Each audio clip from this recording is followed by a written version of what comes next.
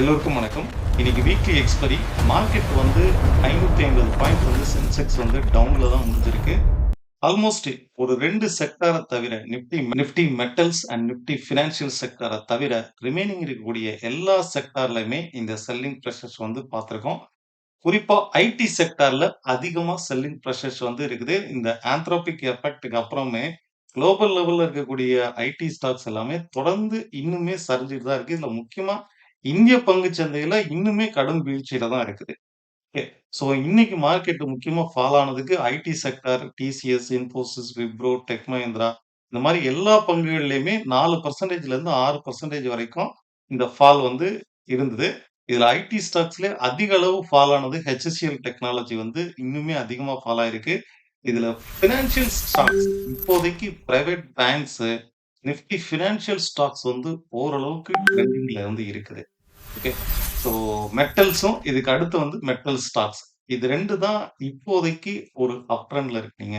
இதே எடுத்து பார்த்தீங்கன்னா, சார்ட் எடுத்து பார்த்தீங்கன்னா, நிஃப்டி பினான்சியல் ஸ்டாக்ஸ் வந்து ஸ்டில் நவ் இந்த ட்ரெண்ட் அப் ட்ரெண்ட்ல இருக்கு பாருங்க.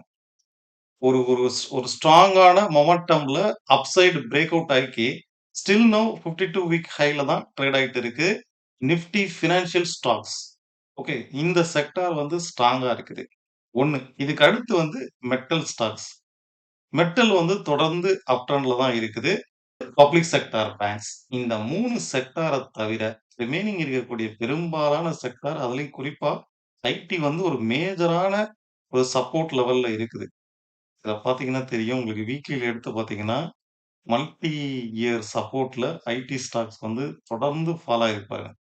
இது நான் வீக்லில இருக்குது. இந்த இடத்துல ஐடி வந்து ஒரு மேஜரான ஒரு சப்போர்ட் லெவல்ல இருக்குது. இன் கேஸ் ஐடி ஸ்டாக்ஸ் வந்து இத பிரேக் அவுட் ஆச்சு. அது மட்டும் இல்ல, ஐடி ஸ்டாக்ஸ்ல வந்து பாருங்க, ஒரு ஹெட் அண்ட் ஷோல்டர் ஃபார்மேஷன்லயும் ட்ரேட் ஆவுது. சி ஐடி வந்து ஒரு மேஜரான இன் கேஸ் இது பிரேக் அவுட் ஆயிருச்சு அப்டின்னா, ஐடி செக்டார்ல ஒரு பெரிய சரிவு வந்து இருக்க போது.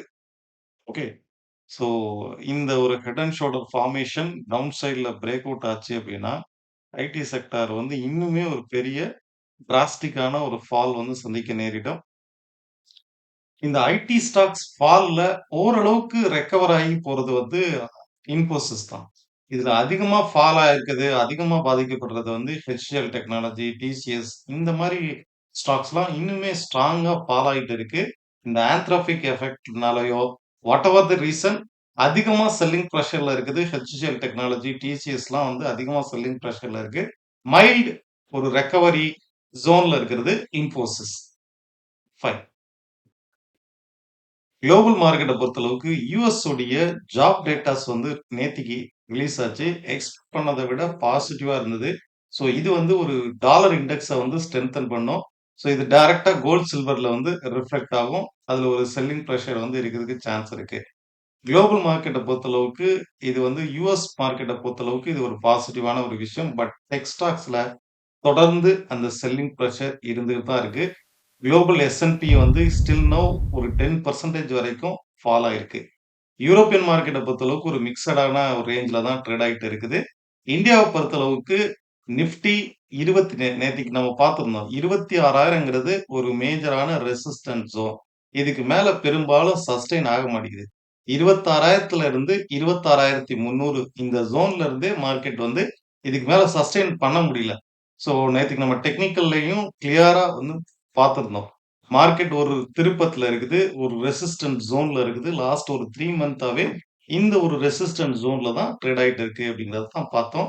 இன்னைக்குமே வந்து பாருங்க டெக்னிக்கலா